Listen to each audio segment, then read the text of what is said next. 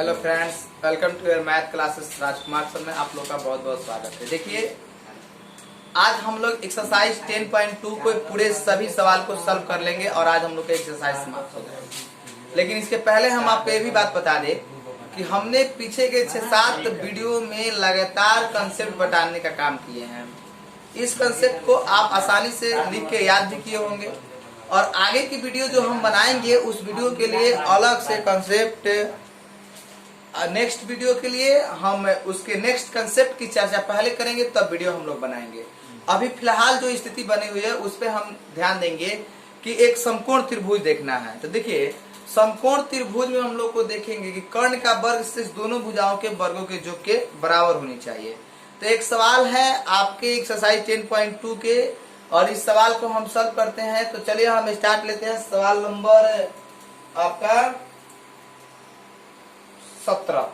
तो 17 नंबर सवाल है हमारा। तो हम शुरू करते हैं सवाल नंबर 17। तो आप मेरे साथ बने रहिए, हम आपको लेके चलते हैं सवाल। दर्शाइए कि बिंदु A, B, और C जिनकी स्थिति सदिश क्रमशः vector A 3i cap minus 4j cap minus 4k cap, vector B बराबर 2i cap minus j cap plus k cap और वेक्टर C बराबर i cap minus 3j cap minus 5k है। तो एक समकोण त्रिभुज के शीर्षों का निर्माण करते हैं। तो एक समकोण त्रिभुज के शीर्ष के निर्माण करते हैं, इस चीज को देखना है। तो देखिए, समकोण त्रिभुज कब होगा? जब कर्ण के वर्ग शेष दो भुजाओं के वर्गों के योग के बराबर होगा। तो यहाँ ABC के स्थिति सदिश दिया है।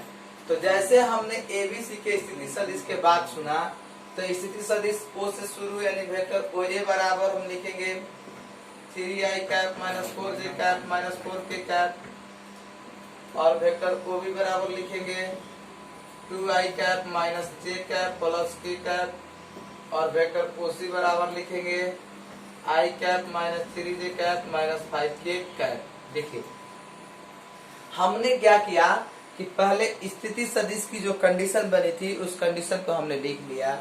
OA vector, OB vector, OC vector निकाल लिए। अब यहाँ से हम AB वेक्टर निकालेंगे। तो AB निकालेंगे तो OB माइनस क्या लिखेंगे? OA। तो OB माइनस OA, तो OB के मान कितना है? 2i cap minus j cap plus k cap minus OA के मान क्या है? 3i cap minus 4j cap minus 4k cap. देखिए, 2i cap minus j cap plus k cap minus 3i cap plus 4j cap plus 4k cap. अब इस सवाल को हम सॉल्व करेंगे। यहाँ से तो 2i कैप में से 3i कैप जाएगा तो minus i cap, minus j cap में से प्लस 4j कैप जाएगा तो प्लस 3j कैप और प्लस कितना? 5k कैप लिख देंगे। यानी हमने वेक्टर AB के मान लिखा। लेकिन समकोण त्रिभुज में आपको पढ़ना है कि समकोण त्रिभुज में कर्ण के वर्ग शेष दो भुजाओं के वर्गों के योग के बराबर होता है। तो अब यहाँ से इसका हम मैग्नीट्यूड निकालेंगे। तो मैग्नीट्यूड जो है होगा यहाँ पे अंडर रूट, देख सकते हैं। इसका मैग्नीट्यूड होगा यहाँ पर -1 स्क्वायर, 3 स्क्वायर और 5 स्क्वायर। तो देखिए, जब लिखेंगे यहाँ पे तो आ जाएगा क्या? 1 9 25। तो 25 और 10 कितना होता है? 35।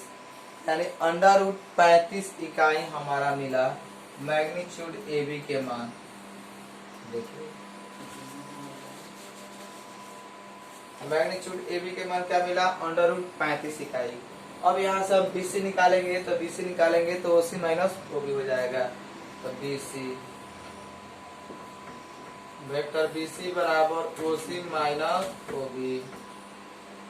देखिए, OC माइनस OB, तो OC के मान क्या है? i cap minus 3j cap minus 5k cap minus OB क्या है? 2i cap minus j cap plus k cap, i cap minus 3j cap minus 5k cap minus 2i cap plus j cap minus k cap minus i cap और minus 3j cap plus j cap, तो minus 2j cap minus 6k cap.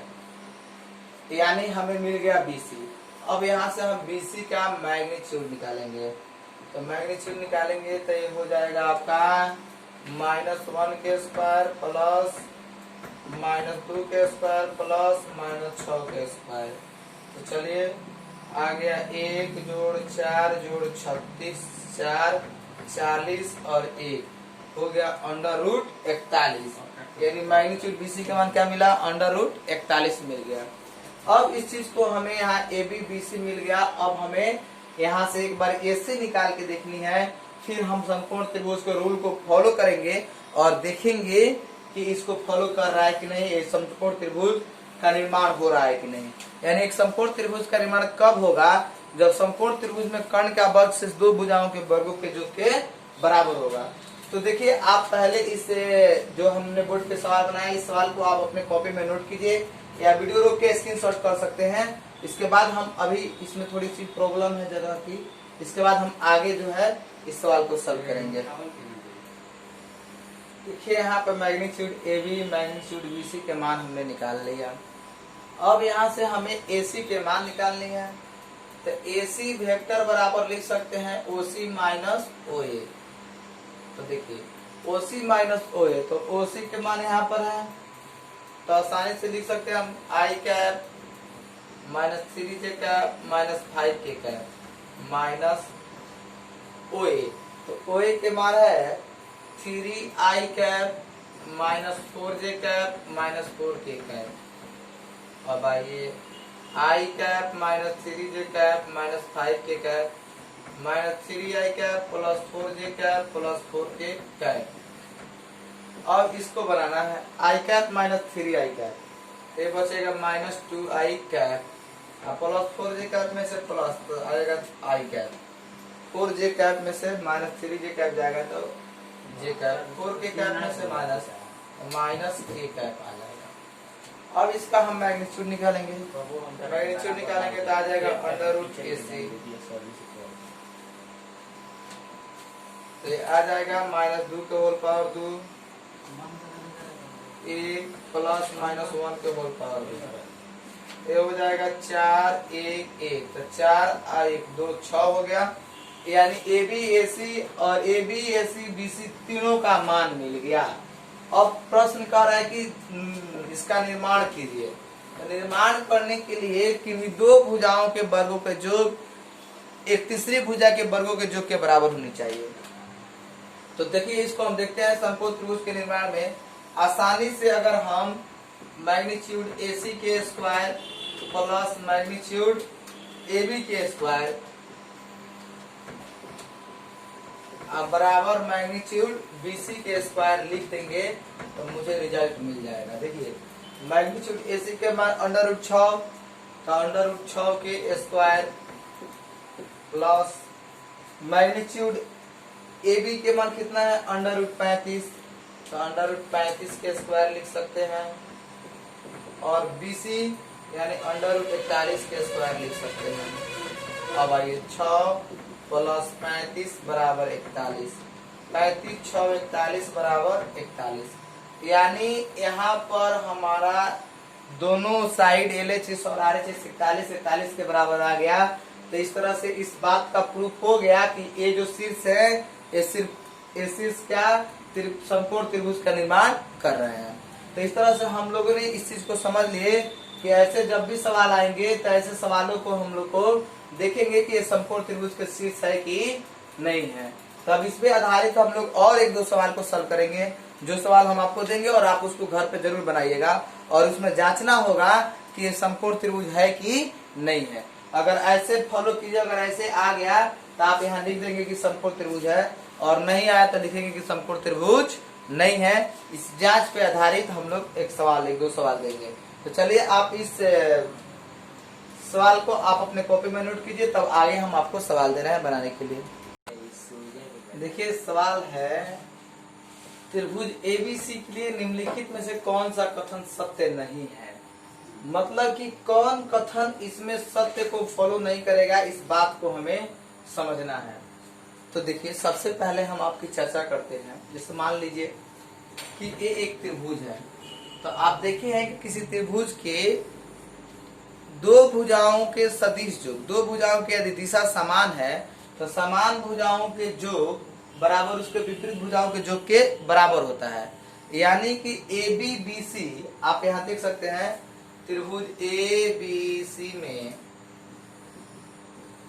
Vector A B जोड़ B C, आप समझिए vector A B जोड़ vector B C, क्योंकि यहाँ पर देखिए वेक्टर ए से कहां तक बी, बी से कहां तक सी तक, तो vector A B B C, ये दोनों आपस में क्या है, इसका योग दिशा समान है, तो समान भुजाओं के योग उसके विपरीत भुजाओं के योग के बराबर होता है। तो ए बी बी सी और एक चला गया क्या ए से सी, तो हो गया आपका ए सी। अब आइए अगर आप इस चीज को चेंजिंग करते हैं तो देखिए इसमें से पूछा है कौन सत्य नहीं है, तो इसका मतलब कि कोई एक ही इसमें सत्य नहीं होगा, बाकी तीन सत्य होगा। तो हम जांच लेते हैं कि सत्य कौन है, तो जब सत्य जांच लेंगे तो असत्य आसानी से निकल जाएगा। तो देखिए ए बी जोड़ बी सी, और इसको लिखेंगे तो ये प्लस में है, इधर आएगा तो माइनस में, तो माइनस में ए सी इक्वल टू 0, ये भी आपका सत्य है। यानी कि आपका ऑप्शन नंबर बी क्या मिला जी, सत्य मिला। अब आइए इसी से हम चलते हैं यहाँ ए बी बी सी, और देखिए आप अगर इस चीज को देखते हैं चेंजिंग करके, तो ए क्या है, ए सी है, तो क्या हम इसको माइनस सी ए लिख सकते हैं, क्योंकि अब यहाँ दिशा क्या हो गई है, विपरीत हो गई है ए से सी में, तो ए से सी में, लेकिन माइनस लगा के सी से ए में लाए तो वो भी सही हो गया, क्योंकि माइनस एक्स्ट्रा चिन्ह लगा और माइनस विपरीत को इंडिकेट कर रहा है, ये बात सही है। अगर इसको अंदर ला देंगे तो ए बी जोड़ बी सी, और माइनस है इधर आएगा तो plus C A equal to 0। तो देखिए आपका ए भी ऑप्शन मिल रहा है, ऑप्शन नंबर ए, यानी आपका ए भी बात क्या है, सही है। अब हम बी ए दो सही देख लिए, अभी एक और इसमें सही होगा, लेकिन अब हम लोग को उस पर ध्यान देनी है। जैसे मान लीजिए कि ऑप्शन नंबर डी दिया है, देखिए ऑप्शन नंबर डी कैसे सही है, ए भी सही है, ए से बी में दिशा जा रहा है, ए से बी में सदिश है, तो ए से बी की तरफ जा रहा है सदिश, तो ए भी है। माइनस सी बी, तो आप एक बात हमें बताइए, यहाँ बी सी जो दिख रहा है तो बी से सी में जा रहा है, तो लेकिन यहाँ पर माइनस क्या दिख रहा है, सी बी, तो माइनस सी बी दिख रहा है, इसका मतलब क्या कि ए सी से बी में जा रहा है, तो सी से बी में जा नहीं रहा है, बी से सी में जाता है, लेकिन अब विपरीत चिन्ह में गया, इसीलिए इसका माइनस चिन्ह लग गया, तो ये भी बात सही है। बी सी लिखिए या माइनस सी बी लिखिए, बात बराबर हो जाएगा, क्योंकि बी से सी में जा रहा है तो बी सी लिख रहा है, लेकिन बी से सी में जा रहा है और विपरीत लिखना है तो आपको माइनस लगाना पड़ेगा, तो माइनस सी बी और प्लस सी ए, यानी आपका ऑप्शन नंबर डी भी क्या है, सत्य है। तो बस एक बच गया ऑप्शन नंबर क्या, सी, तो यही हो गया आपका आंसर, यानी कि ऑप्शन नंबर सी जो है आपका क्या है, असत्य है, और ए बी और डी आपका सत्य है। तो इस तरह से हम लोगों ने 18 नंबर सवाल को देख लिए। अब बस मात्र एक सवाल बचा है, उस सवाल को हम लोग सॉल्व करेंगे, वो भी आपका ऑब्जेक्टिव है, और एक्सरसाइज 10.2 अब आज समाप्त हो जाएगा इस वीडियो में। देखिए सवाल है, यदि वेक्टर ए और वेक्टर बी दो संरेख सदिश है तो निम्न में कौन सा कथन सही नहीं है। इसमें हमको चूज करना है कि कौन कथन इस चार है। देखिए यहाँ पे वेक्टर बी बराबर लैम्डा वेक्टर आर है, वेक्टर ए बराबर प्लस माइनस, ये भी बात सही है और ये भी कथन सही है।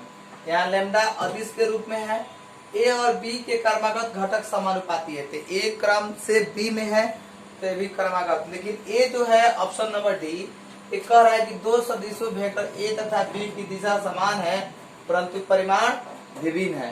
तो यही देखिए दिशा समान परंतु परिमाण विभिन्न, यही जो है कथन सही नहीं है, यानी आपका ऑप्शन नंबर क्या होगा, डी होगा आंसर। अब देखिए हम लोगों को इस एक्सरसाइज 10.2 तक के जो कंसेप्ट थ्योरी पढ़े हैं वो हम लोगों ने समझ लिया, लेकिन अभी इसके आगे की क्लास में, आगे की वीडियोस में हम लोग जो पढ़ेंगे उसमें हम लोग को मिलेगा सदिशों का अदिश गुणनफल, सदिशों का सदिश गुणनफल, ऐसे करके हम लोग डॉट प्रोडक्ट, क्रॉस प्रोडक्ट के बारे में जानेंगे। देखिए अब इसके बाद आने वाला जो,